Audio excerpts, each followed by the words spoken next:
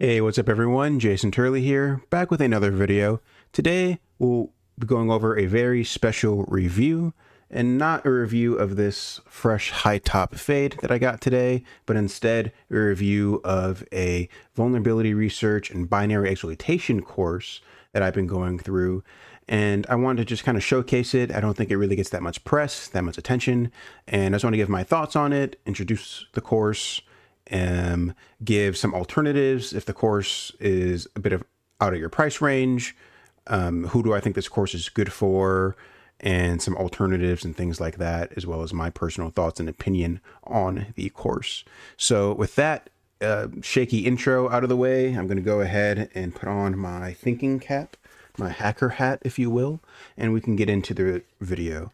I do have a few notes here just so I stay on topic, but so the course, what is it, right? The Fundamentals of Software Exploitation from Ret2 Wargames, which is a security research organization. They do have members that participate in Pwn2Own, and they do have different classes and courses online about like browser exploitation. And in this one, we're going to be focusing on fundamentals of software exploitation. And if we look here at the course description, just to get a gist of what even it is. So you will be exploiting C and C++ software because it is notorious for being vulnerable to things like buffer overflow attacks, integer overflows, heap corruption and heap memory errors and things like that. So this course does focus exclusively on 64-bit Linux executables, so nothing with exploiting Windows or anything like that. And all of the exploit proof of concepts, or the exploitation code that you will create, is in Python, and they have their own kind of Pwn-Tools inspired library, something like native that they've created. But if you have used Pwn-Tools, then their library will be very similar to that. But the main purpose of the course is learning how to bypass exploit mitigations that you'll see in modern applications. Students will walk away from the course with a solid understanding of the industry workflow behind identifying, analyzing, and exploiting a broad spectrum of C-based vulnerabilities. So that sentence right there is very important. This course does do a very good job of kind of forcing you to become a security researcher, a vulnerability researcher, and thinking things through on your own. There aren't a lot of hand-holding. There isn't really that many walkthroughs or guides for any of the challenges that we will do a quick demo and showcase those as well later on. But it really does force you to kind of grind and sit down and knock out these different challenges that get progressively more intense as you go throughout the course. You can see here on this right-hand side, there are some suggested knowledge prerequisites that you have before you tackle this course. So if you do understand how to read and maybe even write a little bit of C and Python, that will be very beneficial, as well as just understanding the Linux ecosystem and commands and knowing how to navigate GDB.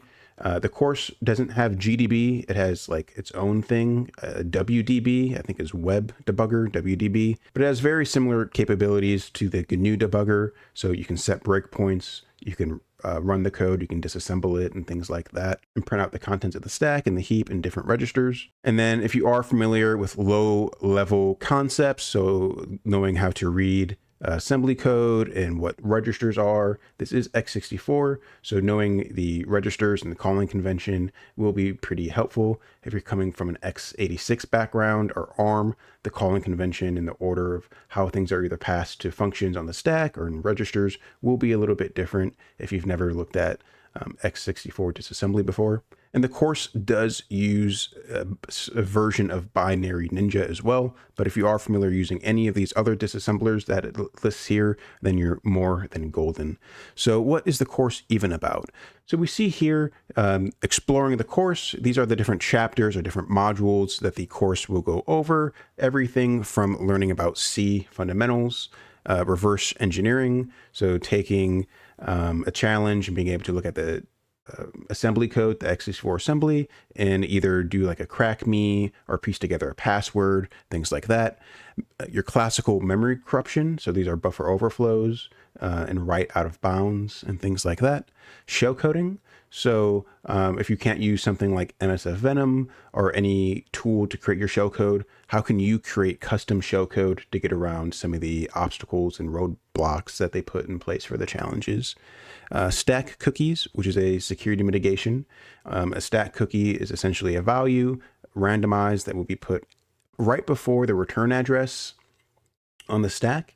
And it's kind of like a warning signal. So if you overwrite that stack cookie, you're telling the compiler or the process that something fishy is going on, that there's probably a buffer overflow, and it's just going to crash. And that's when you usually see a stack smashing detected bug on Linux.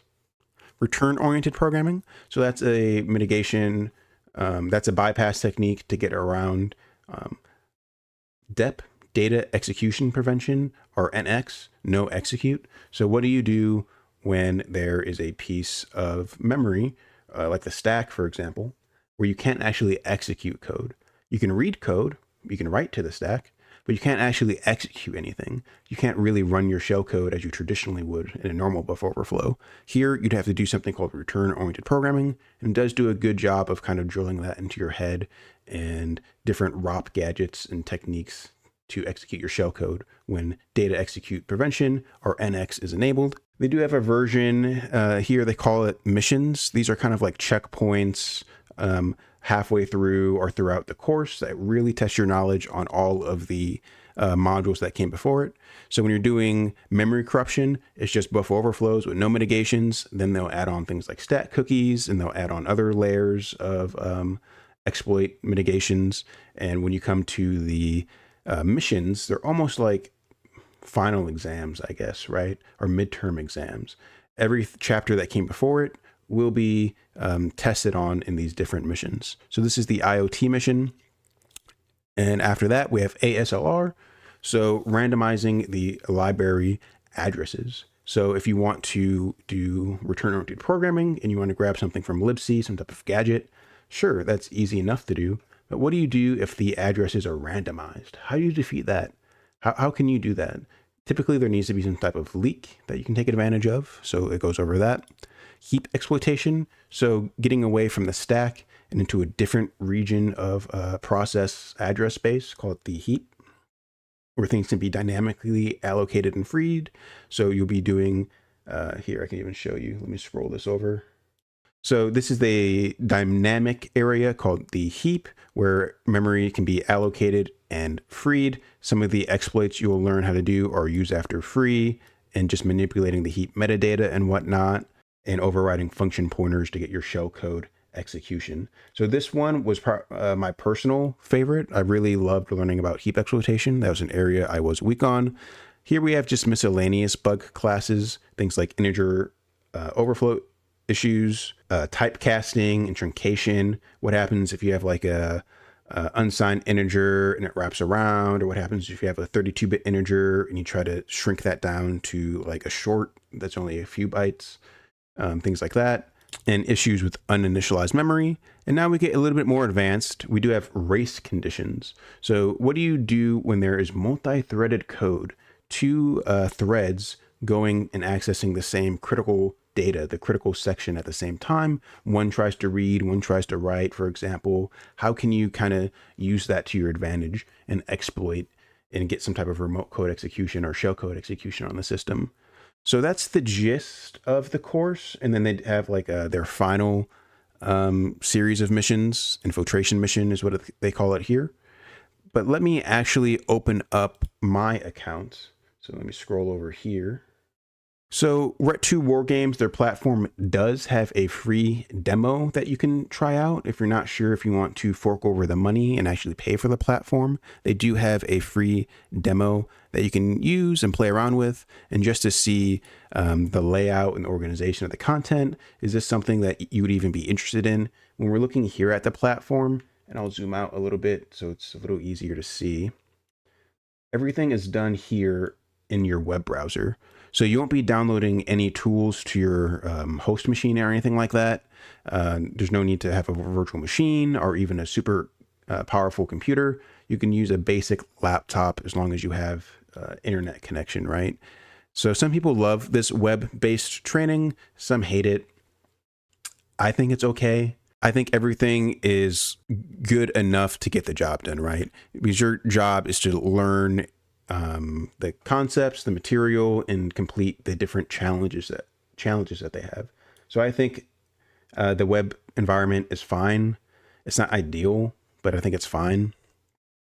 So we see here, we have WDB. This is like their GDB clone. So if I just type help, we can see the different commands that we have running here. And let me get myself out of the way.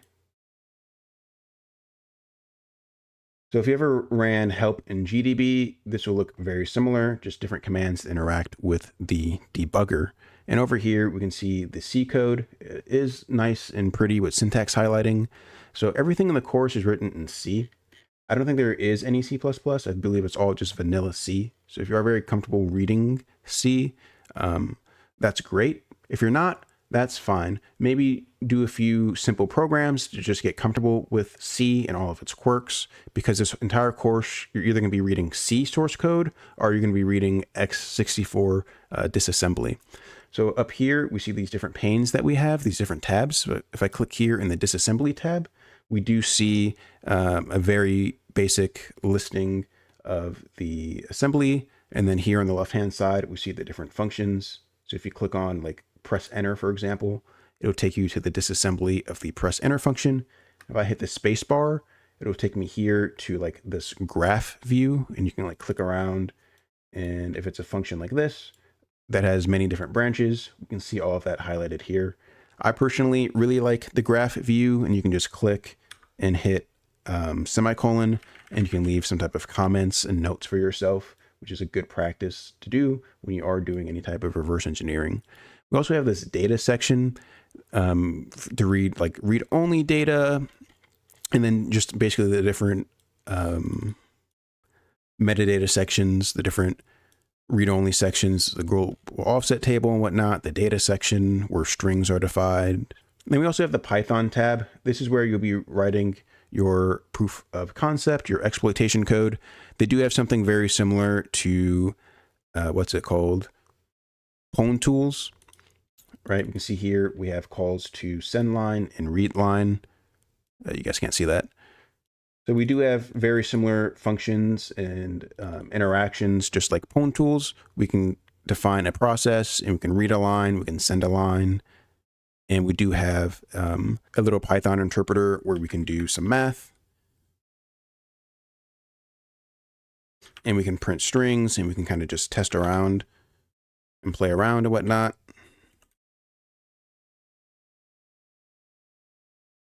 So this is the gist of it. This is basically what you get on the platform, and they do have a Discord server that you can join as well, which is very beneficial for getting help. Over here on the left-hand side, you can see the levels and the chapters that I have completed. So if I click here on the reverse engineering, we see that there are a series of lectures, and then there are progression challenges as well as supplemental challenges down here at the bottom. So the lectures are pretty straightforward. Just as the name implies, these are some type of guided lesson, some type of guided walkthrough on a given subject. So this one, for example, will teach you how to use the disassembler, how to debug, how to do a very basic crack me challenge. And then the progressive levels, you need to solve these in order to move on to the next chapter, right? So when you start out, everything will be locked, and you need to finish level 1, level 2, and level 3 in order to progress on to the next set of challenges. And level 1 will always be the easiest. It's like a gentle introduction. Just going through the lectures is enough to solve the level 1 challenges.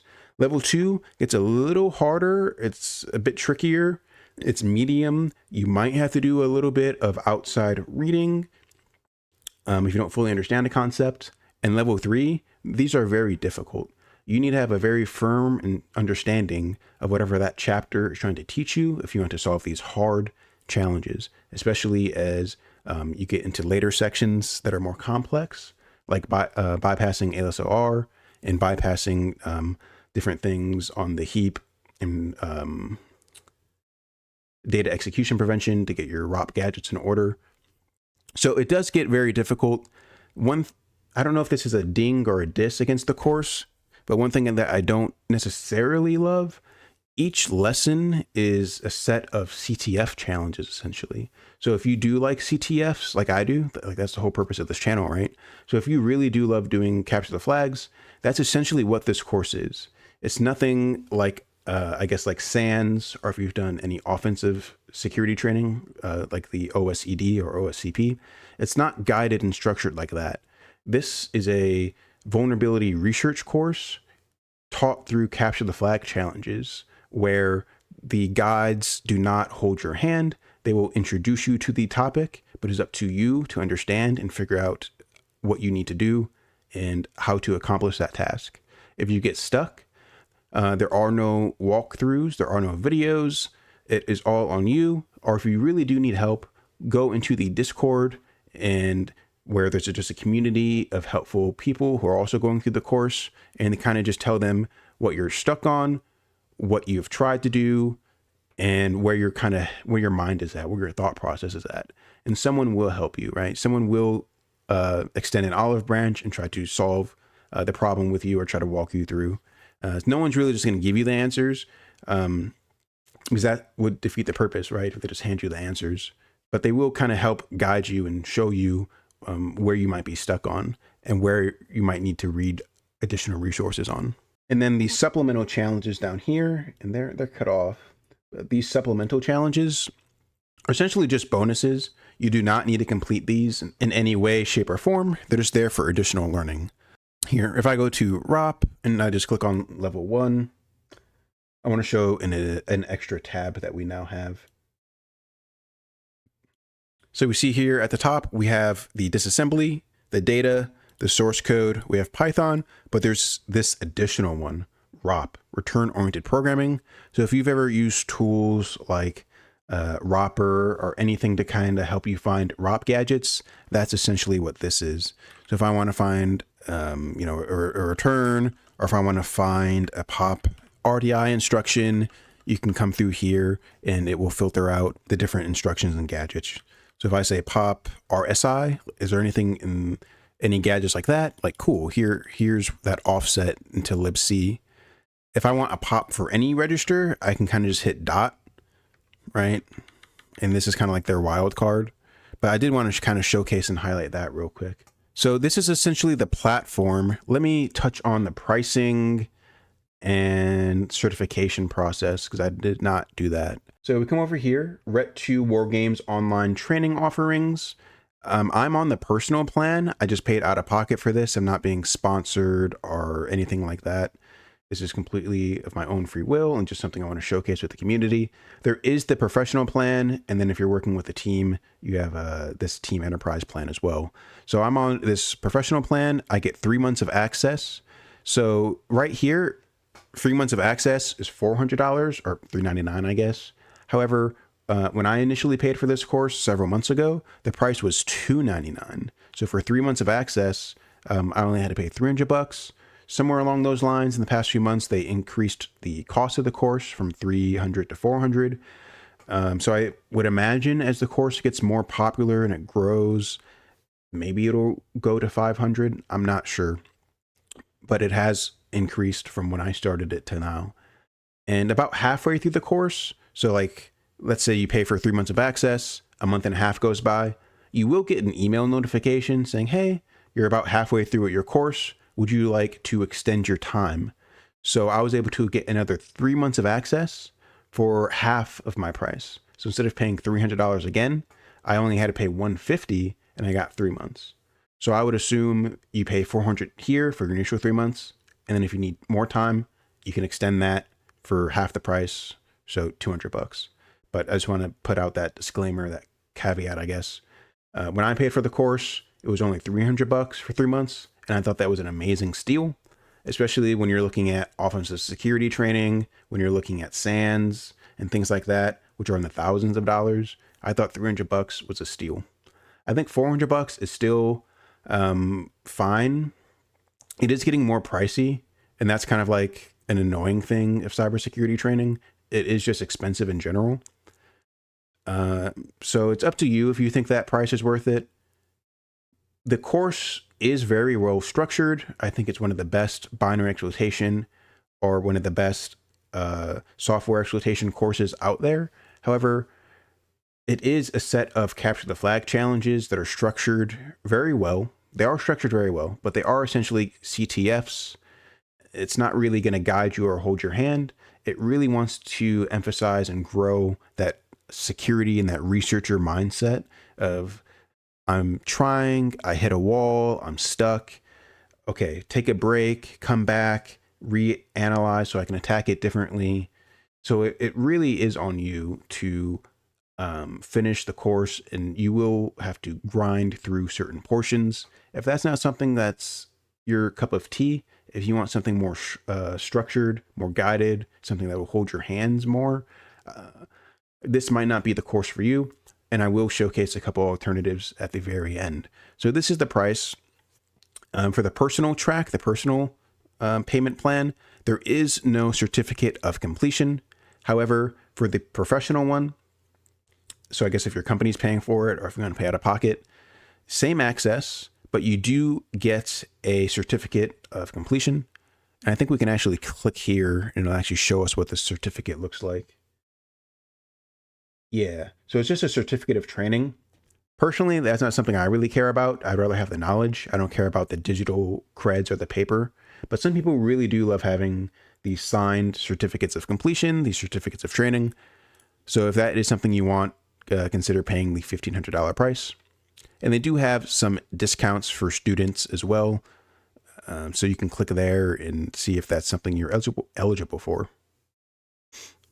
Oh, down here. Cool. So it does say it. So extended access. At the end of initial subscription period, access to the online platform or courseware will expire. All tiers will be given the option to extend for an additional 3 months at significant discount for a limited grace period. So yeah, $150. Cool. So you can get extended time for $150 on the personal plan or for $600 on the professional plan. And they do have a blurb here about team access and whatnot. But I really only did the personal plan, and I'm assuming most of you guys are curious about the personal plan as well. All right, so before I give my final advice and thoughts on the course, I did want to showcase some alternatives if that price is a little too steep for you right now, if it's not something you're comfortable with, or if you just want to play around and try something else beforehand. So if you go to DuckDuckGo or Google, whatever web browser, and you type in modern binary exploitation GitHub course, and you click on the first link, it will take you here to this repository from RPISec. So if we scroll down here, we see that this was a legit college course from RPISec, from the Rensselaer Polytechnical Institute in New York. It was a little old, spring 2015. And Ret2 Wargames, the admin of that, was involved in this as well, in RPISec. And they said that Ret2 Wargames is essentially a spiritual successor of this course. So if you come down here, you can scroll through and read the course abstract, but it does go over a lot of the same concepts and whatnot as the Ret2 Wargames course, right? Intro to reverse engineering, memory corruption, shell coding, format string vulnerabilities. And these, this kind of a hot topic in the security research world. Are these even worth learning? It's not present in the Ret2 Wargames course, but it is present in this spring 2015 course. DEP and ROP. There's even a blurb on game console exploitation. How cool is that? How cool is it that a university has courses and lectures on game console exploitation, ASLR, heap exploitation, cookies, so on and so forth, Linux kernel exploitation. So this is a great repo. And they do have labs, and they do have, I don't know if they have videos here, but they do have labs and PDFs and solutions and things like that. And it is a GitHub repo. It's online. It's free. It's accessible to anyone to download and peruse and browse. And they go over how you can set it up and install it. So this, I think this is awesome. I haven't personally gone through it yet, but it is bookmarked. It is saved. It is something that I do want to venture into if I need more supplemental knowledge. But another great platform from a university that I highly, highly recommend is Pwn College. We've talked about it on the channel before, but it is completely free, 100% free, through Arizona State University. That's the college, I guess, supporting it and funding it. And those are the professors that will be teaching through video lectures. And they do have capture the flags as well. They call them dojos here. And we can see all of the different sections and material that they have. And it's just so vast. It's just so, so deep. But once again, even though Pwn College does have some lectures and great videos, it's not going to hold your hand through every single challenge. So if you do get stuck, it is up to you to figure out how to solve it. Or you can go to the Discord and kind of ask for help and guidance and whatnot, and maybe someone will be kind enough to help you. So that's kind of my review and overview of like the course and whatnot. I did want to give a couple advices I have, just some advice and tips and tidbits and tricks that I had going through the course. So as I've been saying throughout the video, utilizing that Discord, even if you don't use it for help and you're just like asking for help and answers, just having a community when you're going through this can be pretty helpful. Just having people you can interact with and discuss and converse. After a long night of reverse engineering, it is nice to have that human element, that human aspect, that camaraderie, right? So using the Discord, 100% sign up and just interact and pay it forward, help people out, ask for help when you get stuck, just ask how people are doing in general, and you might make some friends and whatnot. Another piece of advice I have is be comfortable with some of those prerequisites. So if you've never done a CTF before, if you've never done any type of binary exploitation, you might want to try something else before you jump into this course, just because you're putting money on the line. Maybe do some Pico CTF, maybe do some Pwn College, something a little bit more guided and structured and free. I really don't want you guys to pay $400 or $1,500 towards this course. And then after a week, you find out, it's really not for me. It's not what I wanted after all. So maybe just be comfortable with very basic concepts of C programming, using a debugger and things like that. And then take breaks. There's been many nights where I've just been hitting my head against the wall up until 1, 2, 3 in the morning, trying to solve one of these hard difficulty challenges. And it just wasn't working. But if I would either just go to sleep for the night, go for a walk, take a shower, have dinner, just give my mind a break, come back fresh a few hours later, magically the solution would just come to me, right?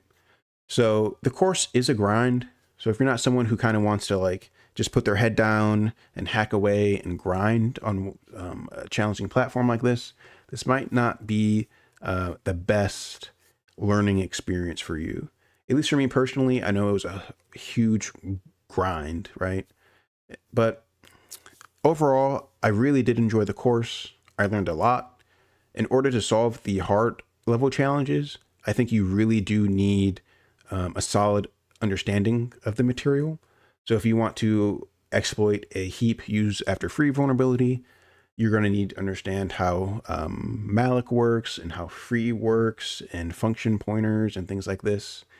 So I did walk away from this course a lot more experienced, a lot more comfortable. I feel like I could pursue a job in security research or vulnerability research if I so wanted to. So overall, yeah, I think this is a great course. When you're looking at offensive security, because I took their OSED, Offensive Security Exploit Development course a few years ago, and that focused on Windows exploitation, Windows applications, so not the kernel, but like user mode applications. And it was 32-bit, and you learned a little bit about reverse engineering, and you learned a little bit about structured exception handling exploits, a little bit about ASLR. But this, I truly, truly feel like I understand it. I understand it now, right? That meme, I understand it now. I understand it now. So yeah, that's really it. If there's anything I'm missing, if there's any more questions you guys have or details that I'm leaving out as I'm just kind of rambling here, please let me know in the comments below, and I'll do my best to respond with an answer. If you don't want to do it publicly here on YouTube, feel free to DM me on my Discord or my LinkedIn, and I'd be more than happy to kind of talk about it. Another tip I have is once you solve a challenge, take notes on what you did, or at least save your exploit code, your exploit proof of concept, right? And leave some comments in your code so you know what you did. Because when you go back to try to help someone else, it is nice to have a little bit of like a write-up or a walkthrough or some bullet points of what you did. So personally, I created a private GitHub repo that only I can view. And once I solved the challenge, I wrote a very quick write-up. and that helped to like reinforce everything in my mind because I had to like articulate it in English. And then later on, if anyone was like, hey, I'm stuck on race condition level 2, how do I do this? I could refer to my notes and give them a hand. So one other thing I did want to showcase, sorry this review is all over the place, guys, but let me just click on a random level. I'll click here. You guys can't even see this. I'll click here on Secure IoT. It is a hard level challenge. Let me open this up. So if I move my display all the way over here, we see all these different check marks. And if I hover my mouse over one of them, we see this info box pops up. It has a cute little title. Who do you call? Change what the fire alarm calls to help you. Okay. Come over here. Burn the toast. Get access to the back door. So you might be like wondering, what the heck is this? So if I come back to the source code of the level,